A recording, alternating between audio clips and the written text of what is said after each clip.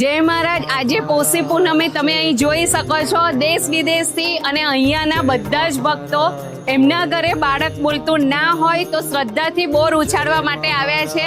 અને તમે બોર ઉછાળશો તો બાળક બોલતું થઈ જશે. તો તમે પણ કોઈ વર્ષે તમને જ્યારે ચાન્સ મળે ત્યારે આ શ્રદ્ધા પૂરી કરવા માટે અહીં જરૂરથી અને મહારાજશ્રીના દર્શન માટે ચોક્કસ આવજો. જય મહારાજ.